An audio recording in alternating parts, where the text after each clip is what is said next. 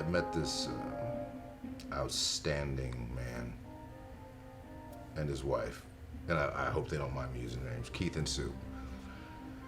And after I'd written The Changeling, I had a request to meet a fan who had just gone through surgery.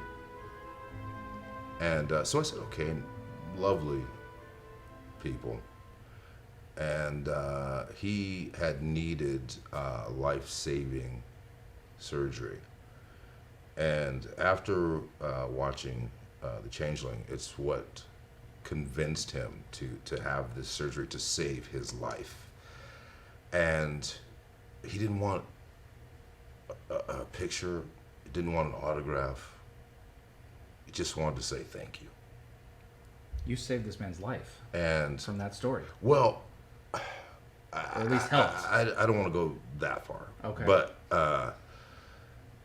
just that's when it dawned on me that maybe a little bit of what we do has importance to people, and it just meant so much. And we kept in touch, and to this day we're friends. We are truly friends. I love him and his wife, and they're just great people and have this great outlook on life, and it just really taught me something, you know what I mean? The fans, all you guys out there were so supportive, and you know, whenever I would go to any of the conventions, I could really feel that, and people would come out.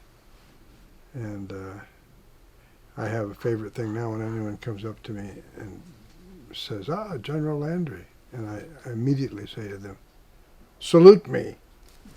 The people reaching out and talking about, you know, whether through letters or through postcards or now through the internet, talking about how they used to watch the show with their families and through sometimes very trying times and through sicknesses, and how Stargate became sort of like, you know, an escape for them, or gave them strength or gave them inspiration. In the case of, you know, it's funny, you know, Ivan just mentioned people who say, you know, I became, you know, an archaeologist because of Daniel Jackson, or or a scientist because of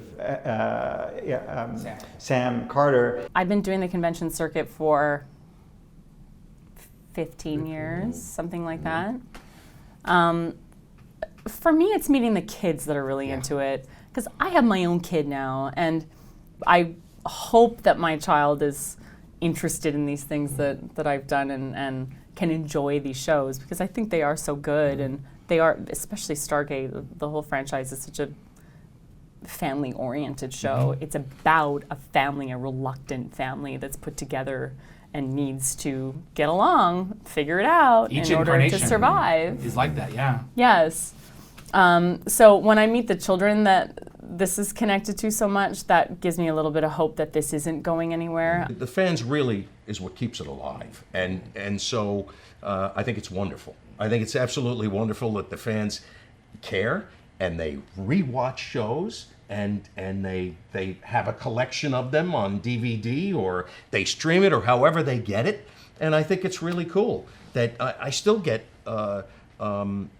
you know, cards and things and letters from people asking me, of course, for my autograph, which is fine.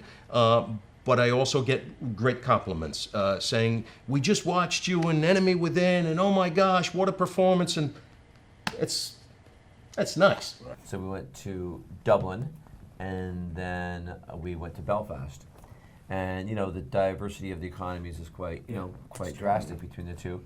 We took the train, which was amazing. And we got there was a big lineup of people waiting there, and I love kids, as you know, and there's a lineup, and every time I look up, there's this little boy, and he's probably about, you know, looks like he's 10 years old, and he had a little toque on, you know, and every time I looked up, he's like, looks at me like this, right, thumbs up, and I finally comes to the table, and I go, how you doing, buddy? He goes, oh, I'm grand, sir, I'm grand, just fantastic to meet you, Dr. Beckett. I'm so happy to meet you. I said, well, great to meet you too, and he goes, oh, I can't believe I'm meeting you.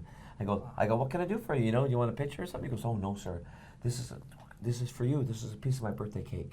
Aww. And my mom made it for me. And his mom's over there in the corner. And I'm going to make Terrell cry, I know him. Yeah. And his mom's in the corner, and I can tell they didn't have a lot of money, right? And I said, well, I go, your piece of birthday cake for me? He goes, yes, Mr. McGillion, I just turned 11 yesterday, and this is for you.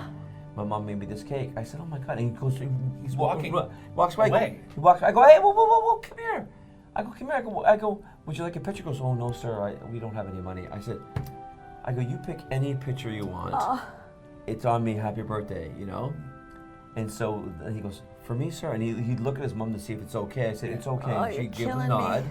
And I signed a picture, and his little eyes, he's like, oh, and he just looked at it the whole time. He walked away. And at the moment, I looked at her, and I gave her a nod, and she's like, you know, thanks so much, you know? And then it broke my heart, you know?